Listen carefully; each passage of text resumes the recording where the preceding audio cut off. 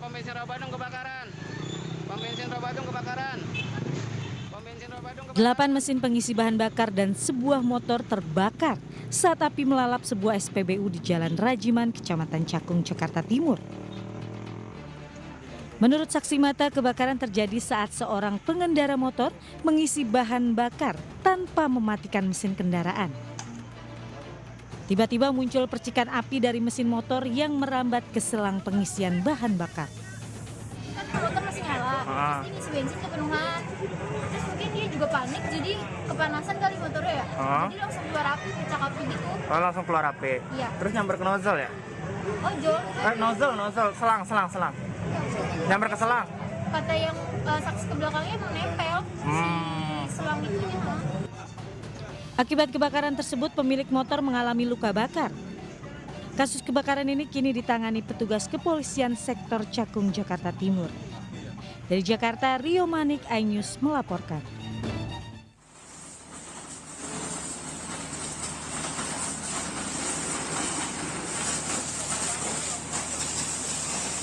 Api dengan cepat melalap toko material alat bangunan di Jalan Antang Sanjaya, Kecamatan Benda, Kota Tangerang, Banten. Banyaknya benda yang mudah terbakar di dalam toko membuat api cepat membesar dan menghanguskan bangunan beserta seluruh isi toko. Warga sekitar toko sempat panik karena khawatir api merembet ke pemukiman di sekitarnya. Tetapi petugas pemadam kebakaran dengan 8 unit mobil damkar dapat memadamkan api dalam waktu 2 jam. Diduga kebakaran terjadi akibat hubungan pendek arus listrik di toko yang dalam keadaan sudah tutup ini, pemirsa. Meski tidak ada korban jiwa, kerugian ditaksir mencapai ratusan juta rupiah.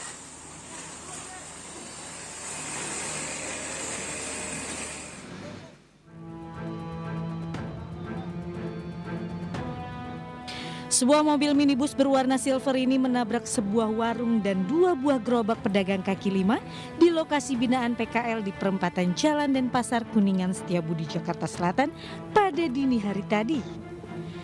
Kondisi mobil ringsek di sisi kanan dan kaca depan mobil pecah. Sebelum menabrak kios pedagang, mobil berplat Bandung ini lebih dahulu bertabrakan dengan sebuah mobil lain yang datang dari arah berlawanan.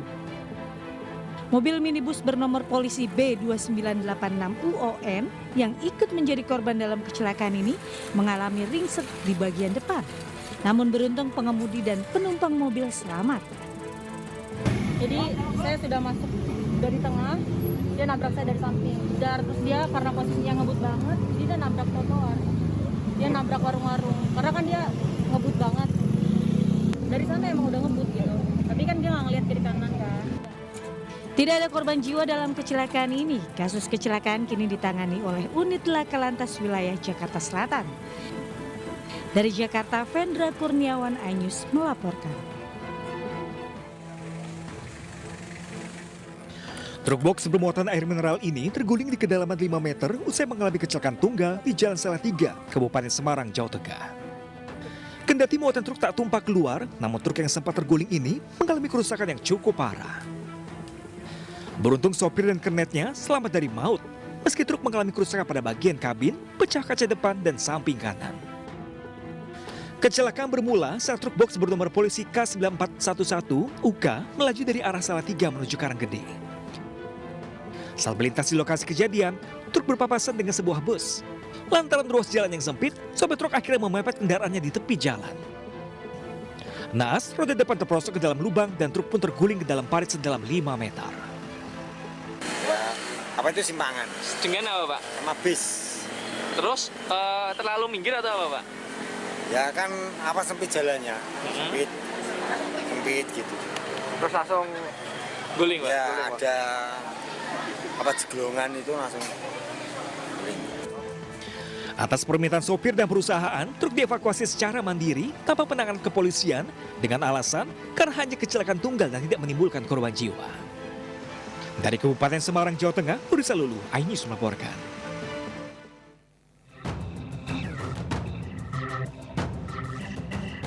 Dua orang pria pelaku jambret beraksi di Jalan Kauman, Desa Piliang, Sidoarjo, Jawa Timur. Modus pelaku ialah berpura-pura menanyakan alamat kepada seorang nenek yang menggunakan kalung emas.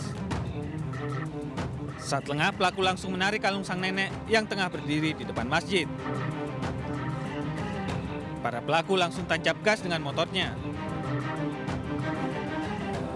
Saat ini korban telah melaporkan kasus ini ke Mapolresta Sidoarjo. Ini masih kita dalam penyelidikan dan pengembangan. Jadi untuk kita pastikan memang benar adanya suatu penjamretan ini, dan nanti kita berusaha bekerjasama dengan kepolisian Reskrim di Polres untuk melakukan pengejaran. Untuk menghindari kejadian serupa, polisi meminta warga agar tidak memakai perhiasan yang berlebihan saat keluar rumah. Dari Sidoarjo, Jawa Timur, Pramono Putra, iNews melaporkan.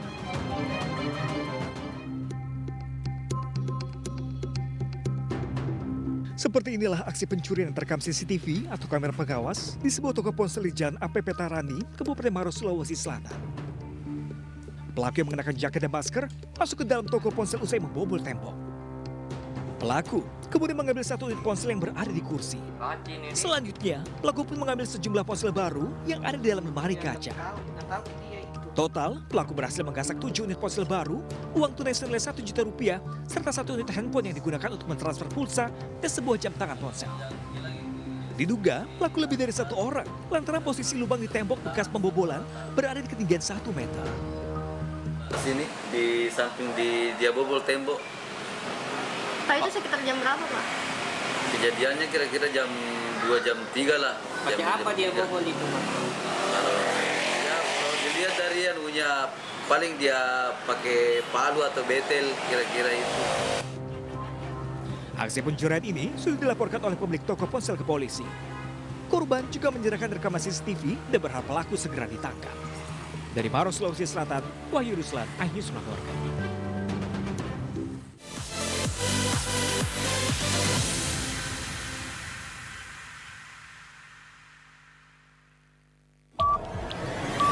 Yang baru di iNews dengan konsep talk show hadir di prime time. Gak cuma promosi, tapi berbagi ilmu dan informasi juga. Kenapa akhirnya beralih karyawan ke usaha sendiri selain? Hah? Hari gini masih cari kerja. Kenapa nggak jadi pengusaha? Kita mendengar kisah-kisah sukses tadi. Mau jadi pengusaha sukses? Nonton deh Kata Sandi. Kata Sandi, hanya di iNews. Selamat malam pemirsa. Bapak sadar nggak menggantikan seorang menteri yang sangat populer? Ahmad Saroni mengatakan waktu saya gembel dulu. Seberapa gembel sih Anda dulu? Di Wuhan, apakah ya. akan vaksin yang sama, Pak? Benih lobster. Yang sebelumnya dilarang untuk ditangkap sekalipun. Jangan jadi pejabat untuk jadi orang kaya. Salam inspirasi. After Hours with Helmi Yahya, setiap Jumat pukul 18.30, live hanya di iNews.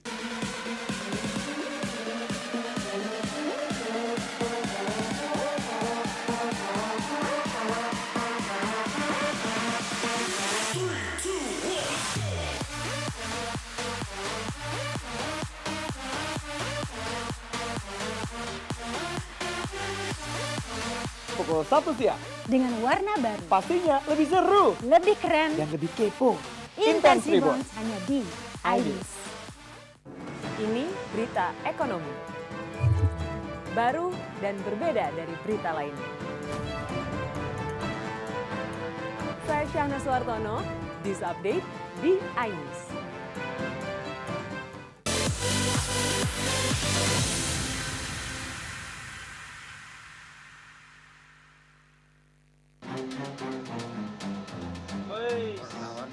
Kobaran api dengan cepat membakar sebuah rumah adat Minangkabau di Jalan Al-Mutakin, Kebayoran Lama, Jakarta Selatan. Dalam hitungan menit, api dengan cepat menghabiskan seluruh bangunan yang kebanyakan berbahan material mudah terbakar. Akses jalan yang sempit membuat petugas pemadam kesulitan untuk melakukan proses pemadaman. Menurut warga, kebakaran diduga kuat akibat tersambar petir saat hujan deras yang mengguyur ibu kota. Orang-orang sih bilang petir, saya juga belum jelas ya. Emang tadi sempat ada hujan apa gimana petir, gitu? Ya, petir. Ada orang bilang petir gede langsung keluar asap. Yang bilang, tapi nggak tahu juga. Itu tiba-tiba kena petir langsung mengeluarkan api atau? Iya, asap. Ya. Ada yang bilang asap ya. Itu kan bentuknya begitu. Baru Minang gitu. Tidak ada korban jiwa dalam peristiwa kebakaran ini, karena rumah adat sudah lama tidak berpenghuni. Dari Jakarta, Helmi Sajangbati, iNews melaporkan.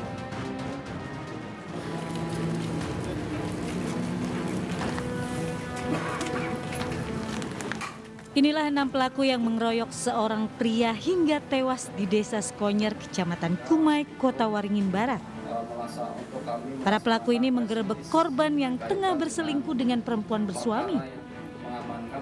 Para pelaku mengaku geram karena perselingkuhan tak hanya dilakukan sekali, namun telah berulang kali.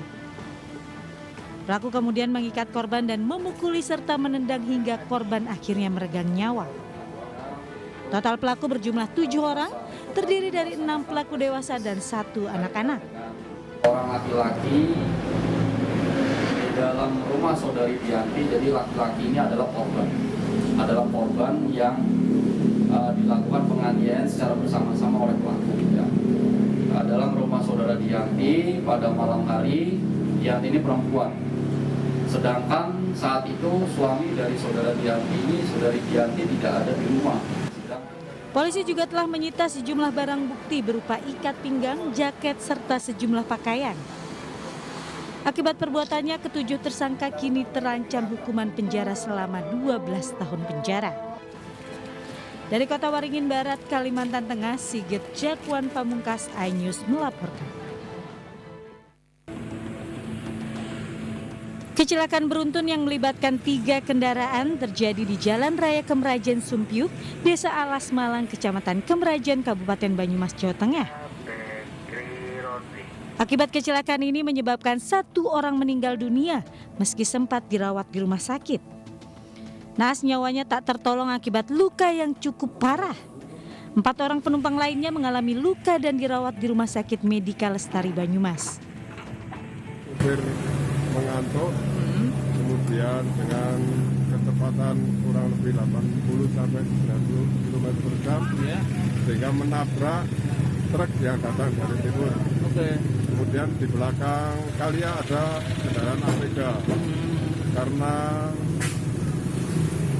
sopirnya sudah melihat di depannya ada kecelakaan. Kasus kecelakaan ini masih dalam penanganan Satlantas Polresta Banyumas. Dari Banyumas, Jawa Tengah, Saladin Ayubi, iNews melaporkan.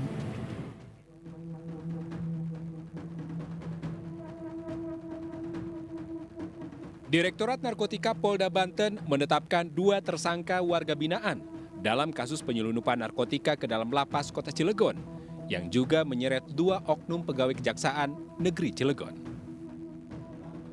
Kasus bermula saat oknum pegawai Kejaksaan Cilegon, DS, mendapatkan paket yang dikirim ke Kejaksaan dan diminta diserahkan ke seorang warga binaan Lapas Cilegon, DL.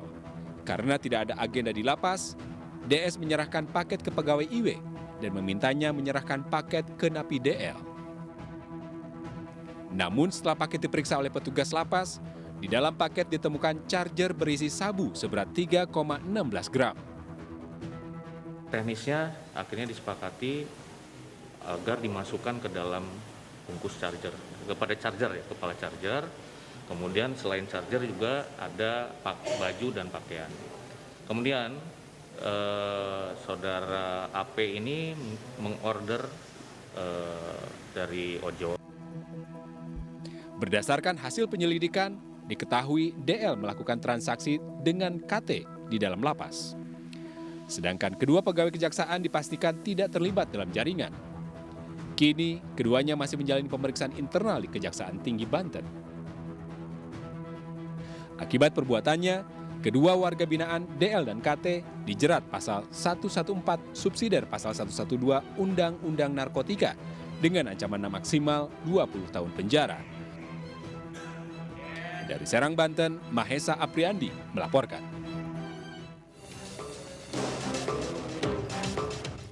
Para korban investasi aset digital mendatangi Mabes Polri Jakarta. Mereka datang membawa sejumlah barang bukti dugaan penipuan investasi bodong dengan modus aset cryptocurrency. Dari 7.000 anggota yang tergabung sejak tahun 2020, diperkirakan kerugian member mencapai 230 miliar rupiah. Terlapor diduga merayu para nasabah dengan janji keuntungan berlipat dan dalam waktu singkat. nasabah yang pegang 1000 EMVS koin, dia 1 tahun kemudian akan mengganti atau akan dijual ke perusahaan akan membeli minimal harga 500 juta. Nah, di sini tambah banyak lagi korbannya karena termakan rayuannya. Itu tersimpan di berbentuk aset digital. Kalau yang berbentuk aset bergerak atau yang tidak bergerak itu cuma berbentuk villa, juga berbentuk tanah, juga kos-kosan dan kendaraan. Tapi yang ini memang bergerak di bidang aset digital. Digitalnya itu yang banyak. Jadi uang semua member itu, mitra itu terhimpun, disimpan, ditabung sama dia. Istilahnya diendapkan gitu loh. Kasus investasi bodong cryptocurrency ini kini ditangani oleh Direktorat Tindak Pidana Ekonomi Khusus Bareskrim Mabes Polri. Dari Jakarta, Nadia Valery, Indra Setiabudi, iNews melaporkan. Pria warga negara asing asal Latvia berusia 46 tahun ini ditangkap Subdit Resmob di Treskrimum Polda Metro Jaya di kawasan Beji, Depok, Jawa Barat. Pelaku menggunakan modus skimming sejak April hingga Mei di sejumlah bank di wilayah Jakarta Selatan dan juga Jakarta Barat. Dalam aksinya pelaku kerap berpindah tempat. Pelaku ditangkap beserta sejumlah barang bukti seperti sejumlah kartu ATM, buku tabungan, hingga beberapa telepon seluler.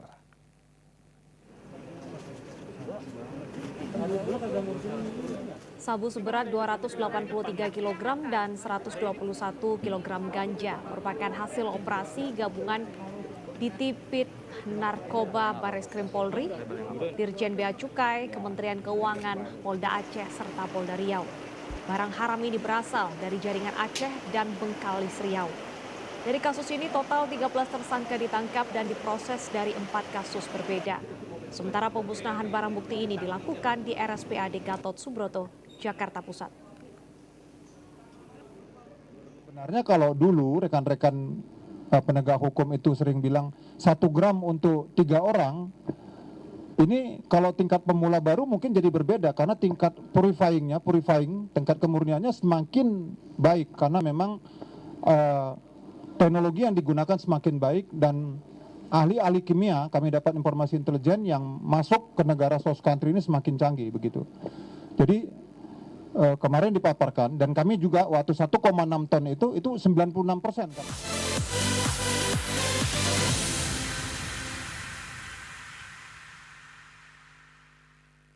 Selamat malam pemirsa.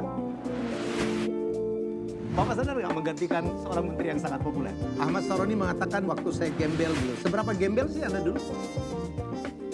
Di Wuhan, apakah Wuhan, ya. akan vaksin yang sama, Pak? Benih lobster. Yang sebelumnya dilarang untuk ditangkap sekalipun. Jangan jadi pejabat untuk jadi orang kaya. Salam inspirasi. After Hours with Helmi Yahya, setiap Jumat pukul 18.30, live hanya di iNews.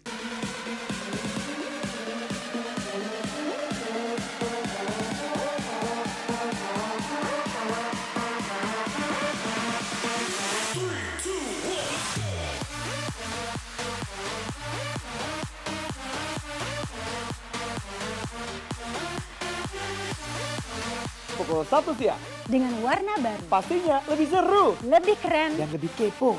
Intense Reborn hanya di iNews. Ini dia. Sandiaga Uno. Wow, ini luar biasa nih. Tips usaha, berani mengambil resiko, keluar dari zona nyaman. Buat anak-anak milenial, mereka harus proaktif, harus jemput bola. Kata siapa? Kata Sani. Kata Sandi, setiap Senin pukul 18.30, live hanya di iNews. Wah, kayak jawara nggak?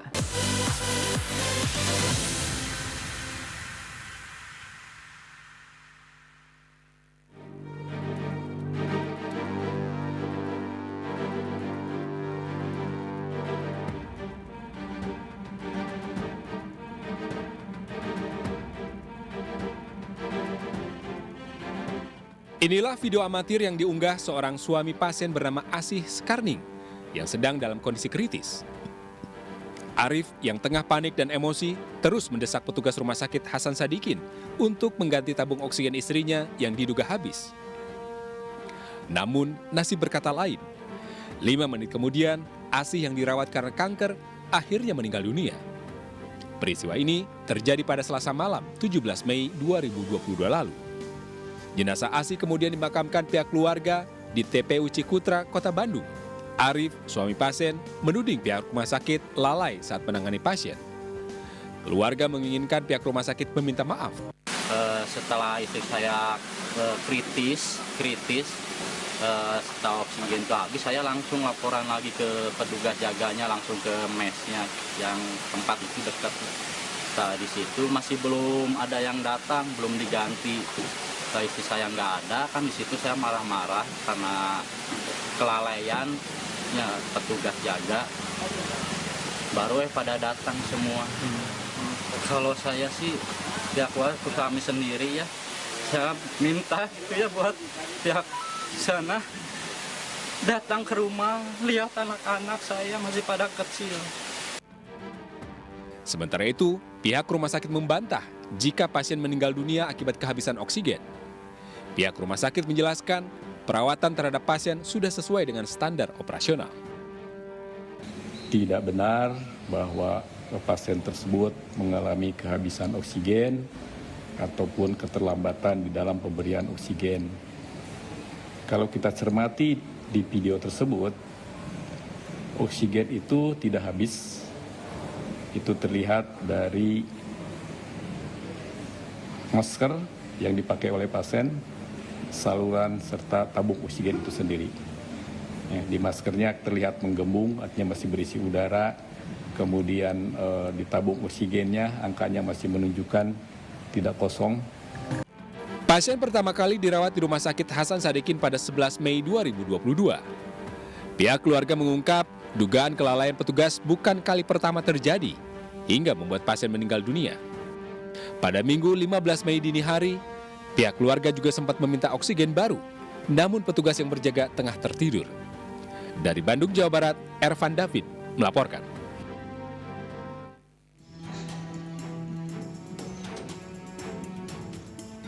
Harga minyak goreng curah di pasar tradisional Kosambi, Kota Bandung mulai turun. Minyak goreng curah yang awalnya dijual dengan harga Rp22.000 per kilo, turun menjadi Rp18.500 per kilogram. Turunnya harga minyak goreng curah di pasar tradisional Kosambi ini terjadi sejak hari Lebaran lalu, karena stok yang sudah mulai banyak. Habis Lebaran lo turun. Lagi. Katanya sih sekarang juga udah mulai turun lagi, tapi saya belum belanja lagi. Oh, belum belanja lagi. Infonya turun harganya, Bu? Iya. Itu turun karena apa sih, Bu? Tahu? Mungkin sekarang udah banyak yang CPO-nya. Sementara untuk harga minyak goreng kemasan masih dijual seharga Rp45.000 hingga Rp47.000 per 2 liter. Dari Bandung, Jawa Barat, Ervan David, iNews melaporkan.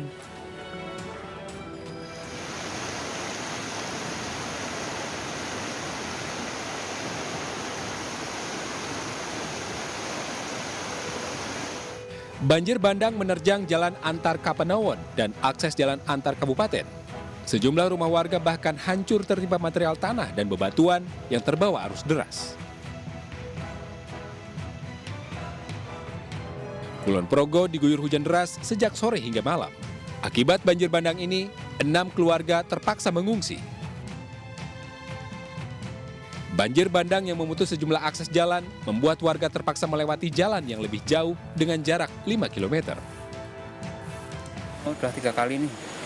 Yang pertama kali kan itu longsor itu, yang paling gede. Hingga kini, warga masih bertahan di rumahnya dan memantau kondisi banjir. Dari Kulon Progo, Budi Utomo melaporkan. 20 tahun terakhir bisa dibilang diselamatkan oleh musik. Gue cabut dari kuliah gue untuk main musik. Original series Orkes Semesta menampilkan konser eksklusif dari salah satu grup band jazz dan pop paling terkenal di Indonesia, yakni Malik and the Essentials. Series ini semakin meriah karena juga diisi oleh sejumlah musisi Indonesia ternama lainnya, seperti Iwa K, King Nasar, Hondo, Diodra, David Bayu, Ayu Gurnita, dan Muhammad Hanafi Lubis.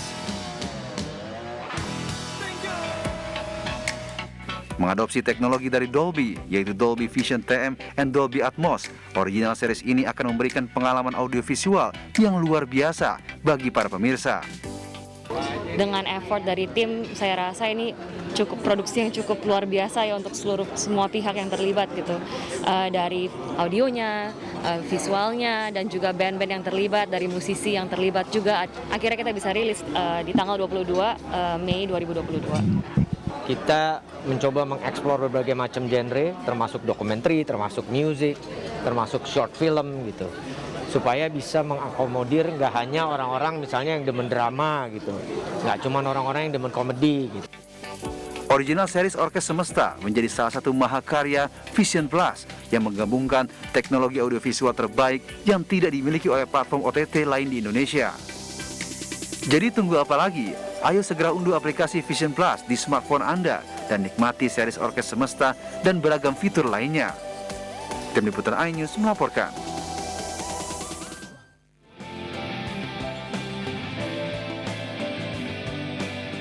Konferensi Nasional Asosiasi Pengajar Hukum Tata Negara dan Hukum Administrasi Negara diikuti 100 peserta yang berasal dari berbagai kalangan, mulai dari akademisi hingga peneliti dari kementerian dan lembaga. Sebelum mengikuti konferensi, peserta diwajibkan membuat makalah. Konferensi mengangkat tema Dinamika Negara Hukum Demokratis pasca perubahan Undang-Undang Dasar 1945. Tema tersebut mengacu pada perkembangan ketatanegaraan Indonesia seiring perkembangan zaman. Sejumlah isu-isu konstitusional seperti wewenang lembaga negara, penambahan periode masa jabatan presiden, serta penundaan pemilihan umum merupakan topik hangat yang dibahas. Kedaulatan rakyat dengan mengubah supremasi MPR menjadi supremasi konstitusi, penguatan sistem presidensial, pembatasan masa jabatan presiden dan wakil presiden, pelaksanaan pemilihan umum secara periodik setiap 5 tahun sekali, pelaksanaan kekuasaan kehakiman yang merdeka, pembentukan Mahkamah Konstitusi, dan masih banyak yang lainnya merupakan buah karya tercipta reformasi yang diakomodasi dalam perubahan Undang-Undang Dasar 1945. Untuk mendiskusikan bagaimana penataan sistem ketatanegaraan ke depan, utamanya adalah terkait dengan negara hukum dan demokrasi pasca perubahan Undang-Undang Dasar Negara Republik Indonesia tahun 1945. Jadi tentu saja karena yang hadir dalam konvensi itu beragam dan utamanya disiplin hukum tata negara. Pasca diskusi, kelima panel dari Hukum Tata Negara dan Hukum Administrasi Negara segera merumuskan rekomendasi untuk diteruskan kepada lembaga-lembaga negara. Konferensi menjadi langkah perbaikan untuk kemajuan Indonesia ke depan. Dari Bandung, Bali, Bagus Alit, iNews melaporkan.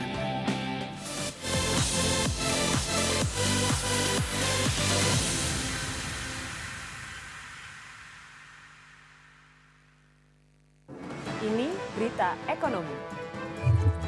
Baru dan berbeda dari berita lainnya. Saya Syahna Suartono, News Update di iNews.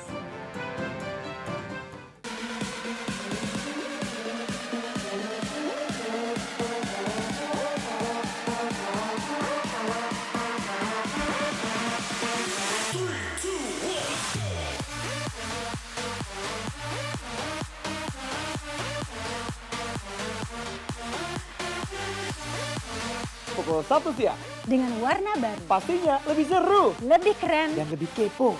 Intense Reborns hanya di iNews.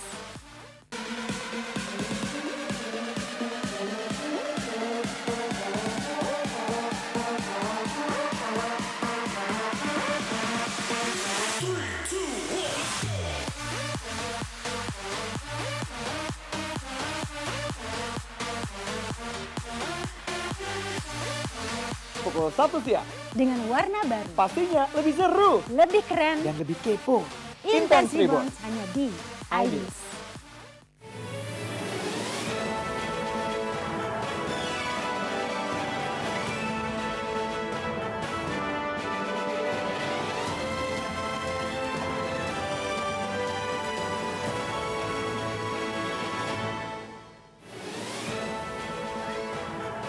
Rumah di Jalan Pertahanan Palembang ambruk, korban menangis. Sengketa lahan di Sukarami, Palembang, ahli waris minta keadilan.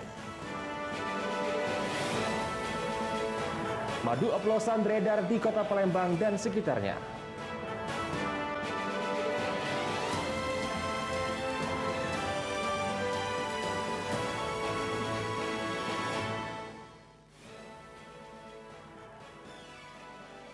Selamat pagi, apa kabar pemirsa? Senang sekali saya dapat menjumpai Anda dalam iNews Sumsel. 3 sajian informasi tadi mengawali jumpa kita pada pagi hari ini. Beragam informasi lainnya telah kami siapkan untuk Anda. Bersama saya Ari Kristianto, inilah iNews Sumsel selengkapnya.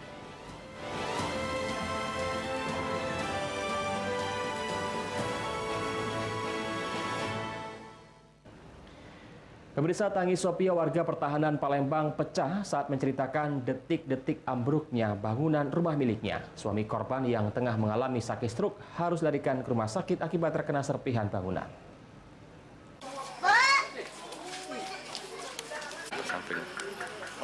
Warga Palembang digemparkan dengan adanya kejadian bangunan yang roboh di Jalan Pertahanan, Kelurahan 16 Ulu, Kecamatan Seberang Ulu 2, Kota Palembang.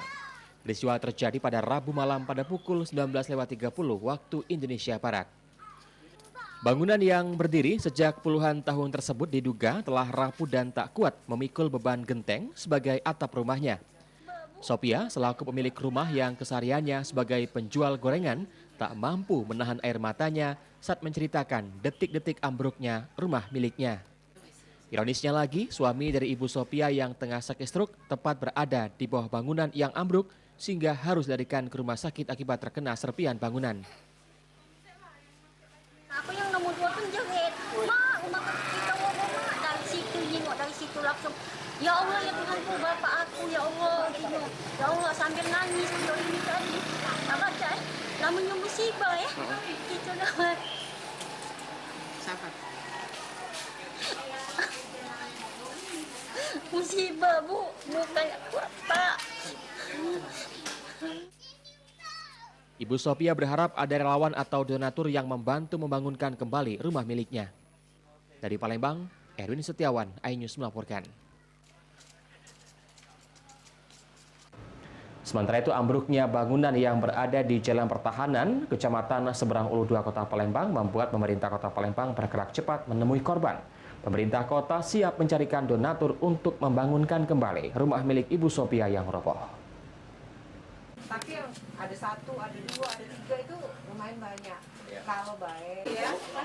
Ibu Sophia warga Jalan Pertahanan Kecamatan Seberang Ulu 2, Kota Palembang harus kehilangan separuh dari bangunan rumah miliknya akibat ambruk. Peristiwa yang terjadi pada Rabu malam sekitar pukul 19.30 waktu Indonesia Barat. Berdasarkan pantauan tim iNews, bangunan yang berdiri sejak 1960-an tersebut terdiri dari beton dan kayu memang sudah cukup rapuh dan tak mampu menopang genteng sebagai atap bangunan tersebut.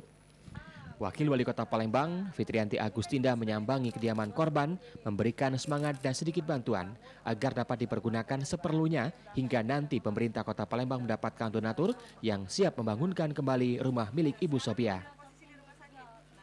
Saya terus terang merasa sangat prihatin, tapi kami juga berterima kasih sekali ya.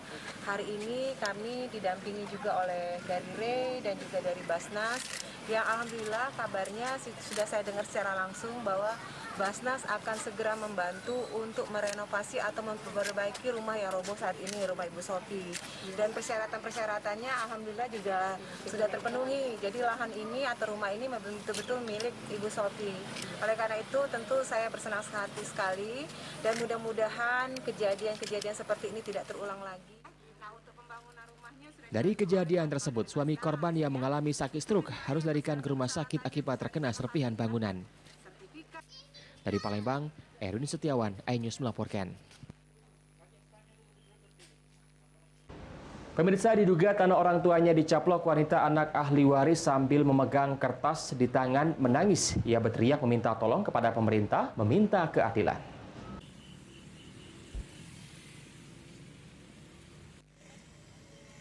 Warga di seputaran Jalan Kolonel Haji Burlian, Kecamatan Sukarami, Palembang pada Kamis siang dihebohkan dengan adanya kasus sengketa lahan tanah seluas 2.000 meter persegi.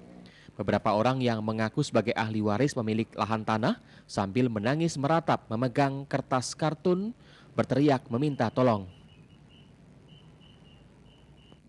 Tolonglah kami ini rakyat kecil, kami ini orang susah, jadi kami minta keadilan atas tanah keluarga kami yang dicaplok oleh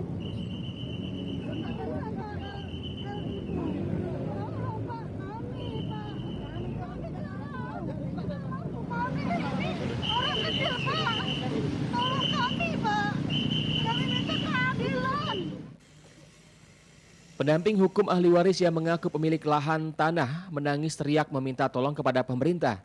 Ia mengatakan memohon kepada Presiden Republik Indonesia, Kapolri, tim Satgas Mafia Tanah dan instansi terkait. Ia mengaku ahli waris yang tanahnya diduga dicaplok. Mereka adalah orang susah, untuk membayar pengacara saja tidak ada uang demi memperjuangkan tanah warisan orang tua mereka. Memohon dan meminta kepada penguasa Presiden Republik Indonesia, Bapak Kapolri, Satgas Mafia Tanah, instansi terkait yang berwenang terhadap perkara tanah ini. Inilah ketidakadilan yang terjadi di Kota Palembang. Mereka ahli waris yang mohon maaf kesusahan dalam mencari keadilan, untuk membayar pengacara pun mereka tidak ada uang, dan inilah cara mereka memperjuangkan hak daripada orang tuanya. Perkara perseteruan sengketa lahan tanah antar warga ini telah terjadi bertahun-tahun lamanya dan telah dilaporkan pihak yang mengaku ahli waris Linda ke tim Satgas Mafia Tanah. Dari Palembang, Guntur Yansah, iNews melaporkan. Pemerintah Kabupaten Oki raih WTP 11 kali berturut-turut. Informasi akan kami hadirkan sesaat lagi.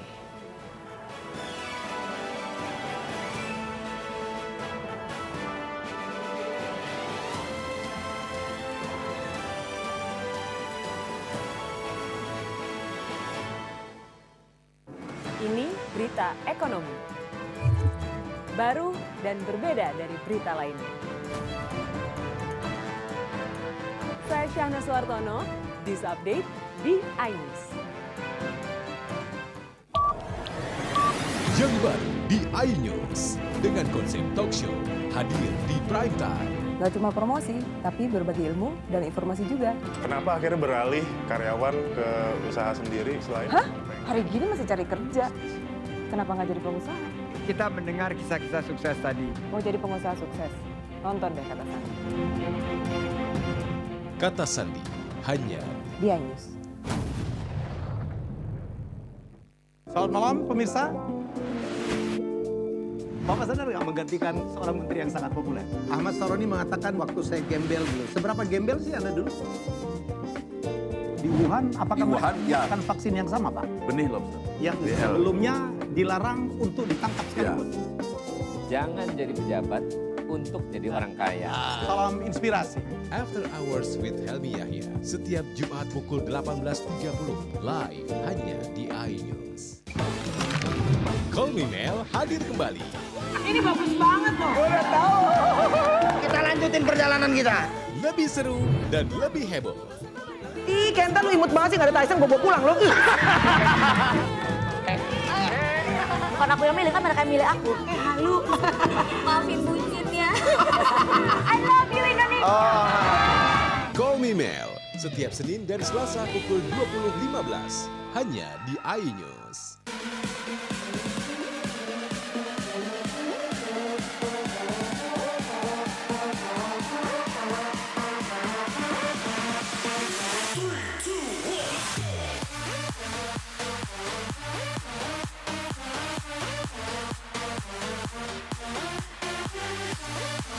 Pukul 1 siang. Dengan warna baru. Pastinya lebih seru. Lebih keren. Dan lebih kepo. Intense Reborns hanya di iNews. Ini dia. Sandiaga Uno! Wow, ini luar biasa nih. Tips usaha, berani mengambil resiko, keluar dari zona nyaman. Buat anak-anak milenial, mereka harus proaktif, harus jemput bola. Kata siapa? Kata Sandi. Kata Sandi setiap Senin pukul 18.30 live hanya di iNews. Wah. Kayak jawara nggak?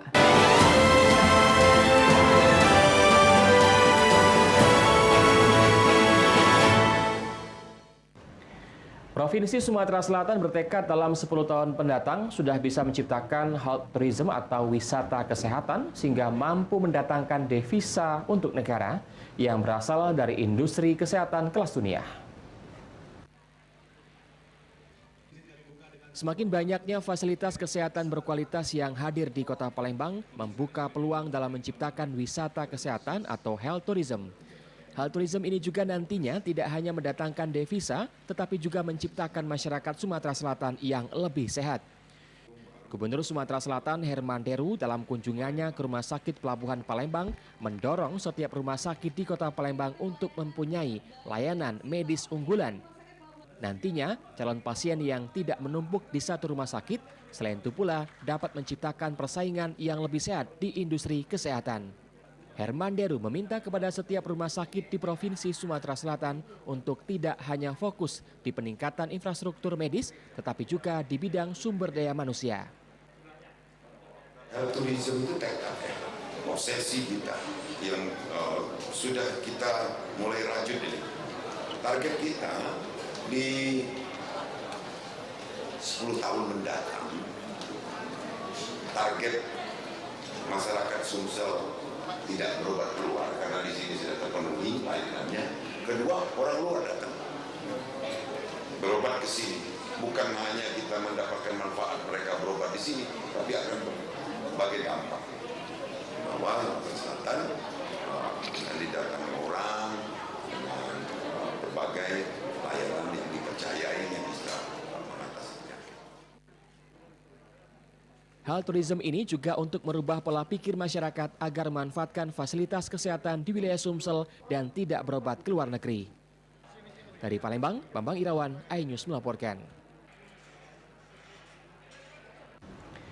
Pemirsa, prestasi luar biasa yang diraih Kabupaten Oki dalam pengelolaan keuangan karena telah berhasil meraih penghargaan opini wajar tanpa pengecualian atau WTP hingga 11 kali berturut-turut.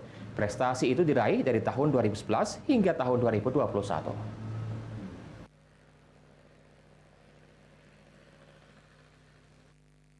Pemerintah Kabupaten Ogan Komering Ilir terus berupaya meningkatkan performa birokrasi dan akuntabilitas kinerja instansi pemerintahan. Beberapa capaian prestasi pun diraih pada tahun ini. Salah satunya mempertahankan opini wajar tanpa pengecualian atau WTP hingga 11 kali berturut-turut, dimulai pada tahun 2011 hingga tahun 2021. Pemerintah Kabupaten Oki juga memperoleh predikat B atas evaluasi sistem akuntabilitas kinerja instansi pemerintahan atau SAKIP yang digelar Kementerian Pendayaguna Aparatur Negara dan Reformasi Birokrasi pada April lalu. Sementara itu, WTP diraih pemerintah Kabupaten Oki, raih BPKRI Perwakilan Sumsel berkaitan dengan laporan hasil pemeriksaan Kabupaten Oki pada tahun 2021 diserahkan langsung oleh Kepala BPKRI Sumsel Hari Purwaka di Aula Kantor BPKRI Sumsel belum lama ini. Keberhasilan itu tentu berkat kerja keras semua pihak di bawah pimpinan Bupati Oki, Iskandar SE, yang disambut gembira oleh seluruh OPD dan masyarakat di Kabupaten Oki. Kabupaten Oki mendapat meraih opini WTP yang ke-11 kali yang dimulai tahun anggaran 2011 sampai berturut-turut sampai dengan tahun ini. Jadi alhamdulillah ini berkat kerjasama seluruh OPD yang ada di Kabupaten Oki ini dan juga para Forkopimda dan instansi yang lainnya. Jadi ini ada hasil kerja keras kita semua. Ini merupakan suatu penghargaan yang luar biasa kinerja yang terhormat Bapak Bupati Kabupaten Oki, Bapak Wakil Bupati Kabupaten Oki, serta jajaran DPRD Kabupaten Oki secara kolaborasi melaksanakan tugas dengan baik sehingga Kabupaten Oki di tahun 2021 mendapat predikat WTP ke-11 kali. Kita bersyukur dengan kondisi ini, alhamdulillah. Artinya kinerja laporan keuangan khususnya di semua dinas di lingkungan pemerintah Kabupaten Ogan Komering Ilir dinilai baik. Alhamdulillah. Kedepan diharapkan seluruh OPD tetap semangat dan termotivasi sehingga prestasi WTP tetap kembali diraih dan dipertahankan. Dari Ogan Komering Ilir, Fitriadi, iNews melaporkan. Beralih ke informasi lainnya, pemirsa, persiapan pemberangkatan jamaah calon haji asal Sumatera Selatan terus dimatangkan. Saat ini sudah ada 98% jamaah calon haji yang melakukan pelunasan dari total 3.183 jamaah yang berhak berangkat pada tahun ini. Waktu pelunasan BPIH masih dibuka hingga tanggal 20 Mei 2022.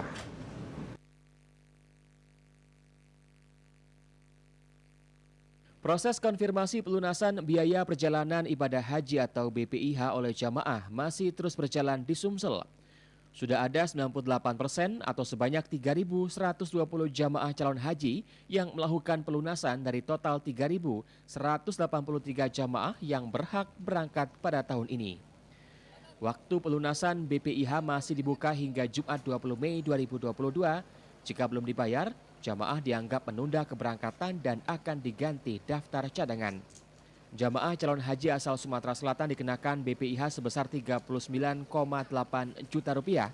Selain memantau proses pelunasan, Kanwil Kementerian Agama Sumatera Selatan berkoordinasi dengan pemerintah kabupaten kota terkait pelaksanaan tes PCR untuk jamaah. Terkait persiapan, sekarang lagi proses registrasi pelunasan untuk jamaah haji yang berhak berangkat tahun 2022. Sekarang masih berjalan sampai tanggal 20 nanti. Kemudian yang lain-lain juga ada syarat-syarat yang memang harus dipenuhi oleh jamaah haji itu agar mendapatkan visa, itu antara lain jamaah haji harus sudah divaksin lengkap. Artinya vaksin 1 dan vaksin 2. Embarkasi Palembang dijadwalkan mulai memberangkatkan jamaah pada pekan akhir bulan Juni. Tahun ini sebanyak 8 kloter asal Sumsel dan 1 kloter asal Bangka Belitung. Jelang keberangkatan, para jamaah dihimbau untuk menjaga kesehatan sebagai syarat istitoah atau kemampuan fisik serta memperbanyak latihan manasik. Dari Palembang, Bambang Irawan, iNews melaporkan. Usai jeda kami akan segera kembali dengan informasi madu oplosan beredar di kota Palembang dan sekitarnya. Tetaplah bersama kami di iNews Sumsel.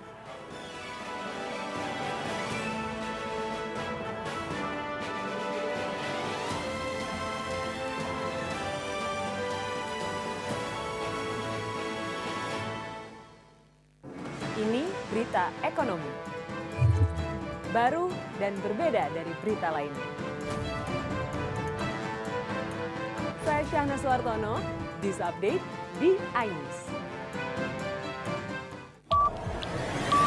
Jember di iNews dengan konsep talk show hadir di prime time. Gak cuma promosi, tapi berbagi ilmu dan informasi juga. Kenapa akhirnya beralih karyawan ke usaha sendiri selain? Hah? Hari gini masih cari kerja. Kenapa nggak jadi pengusaha? Kita mendengar kisah-kisah sukses tadi. Mau jadi pengusaha sukses? Nonton deh Kata Sandi. Kata Sandi hanya di iNews. Selamat malam pemirsa. Bapak sadar nggak menggantikan seorang menteri yang sangat populer? Ahmad Saroni mengatakan waktu saya gembel dulu. Seberapa gembel sih Anda dulu? Di Wuhan, apakah mereka akan vaksin yang sama, Pak? Benih lobster. Yang sebelumnya dilarang untuk ditangkap sekalipun. Jangan jadi pejabat untuk jadi orang kaya. Salam inspirasi. After Hours with Helmi Yahya setiap Jumat pukul 18.30 live hanya di iNews. Call Me Mel hadir kembali. Ini bagus banget loh. Udah tahu. Kita lanjutin perjalanan kita. Lebih seru dan lebih heboh. Ih, Kenta lu imut banget sih, gak ada Tyson, gue bawa pulang lo. Bukan aku yang milih, kan mereka yang milih aku. Halu. Maafin bucinnya. I love you Indonesia. Call Me Mel setiap Senin dan Selasa pukul 20.15 hanya di iNews.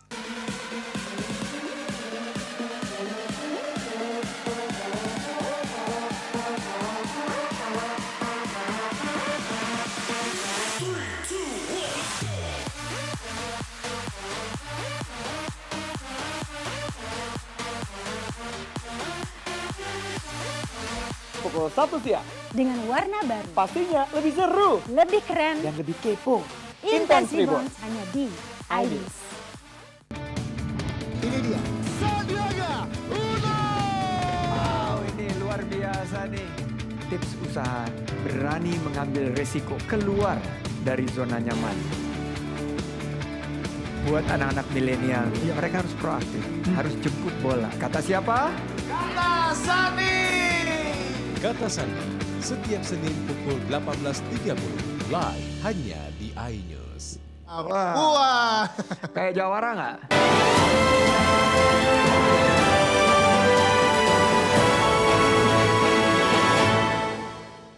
Anda masih bersama kami di iNews Sumsel. Pemirsa, 10.000 pelanggan listrik PLN Batu Raja menunggak pembayaran tagihan listrik. Total mencapai 2 miliar rupiah, dana yang seharusnya diterima PLN belum dibayarkan oleh pelanggan.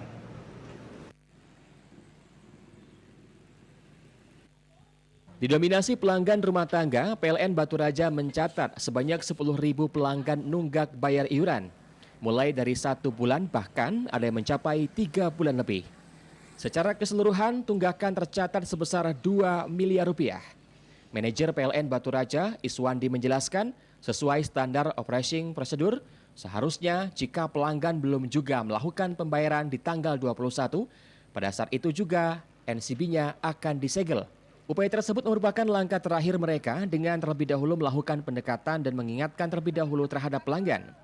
Jika memang pelanggan yang menunggak 2-3 bulan, pihaknya akan mencabut meteran dan imigrasikan ke meteran prabayar. Kemudian baru dapat diaktifkan kembali ketika pelanggan sudah melunasi tunggakan. Dari keseluruhan pelanggan itu ada yang pelanggan pasca bayar artinya dipakai dulu baru dibayar 65.000. 65.000 ini memang sampai hari ini yang teman-teman pelanggan kita yang belum melakukan pembayaran tepat waktu itu sekitar 10.000 pelanggan. Di 10.000 pelanggan itu nominal sekitar. Pihak PLN mengaku ke depan pihaknya akan terus melakukan edukasi pelanggan agar membayar tepat waktu. Dari Ogan Komerigulu, Widri Agustino, iNews melaporkan. Satuan Unit Reskrim Polrestabes Palembang menggerebek home industri pembuatan madu oplosan di Kota Palembang. Dari penggerebekan tersebut, petugas mengamankan pelaku beserta barang buktinya.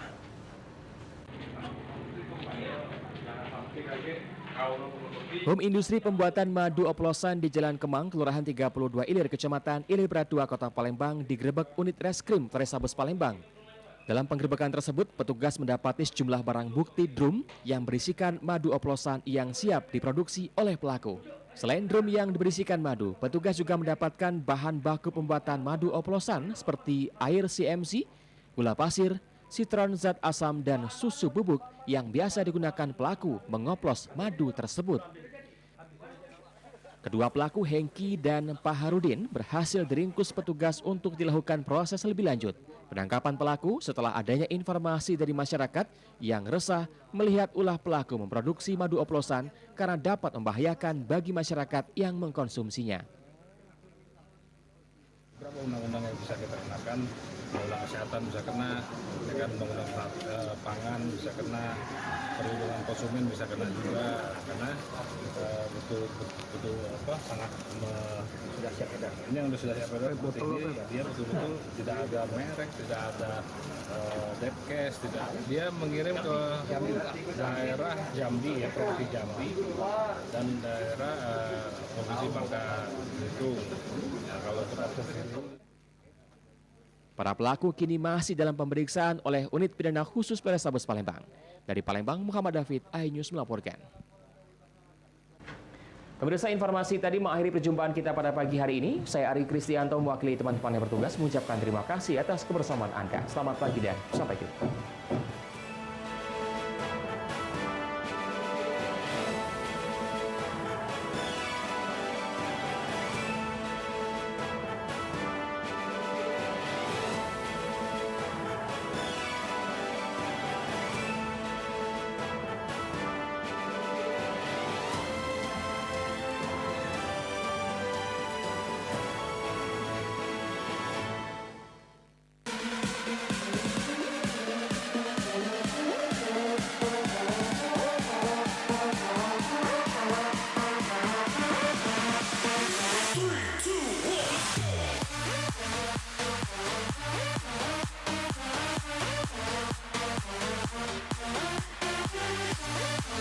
pukul 1 siang. Dengan warna baru. Pastinya lebih seru. Lebih keren. Dan lebih kepo. Intense Reborn hanya di iNews. Ini dia. Sandiaga Uno. Wow, ini luar biasa nih. Tips usaha berani mengambil resiko keluar dari zona nyaman. Buat anak-anak milenial, mereka harus proaktif, harus jemput bola. Kata siapa? Kata Sandi. Kata Sandi, setiap Senin pukul 18.30, live hanya di iNews. Wah, kayak jawab.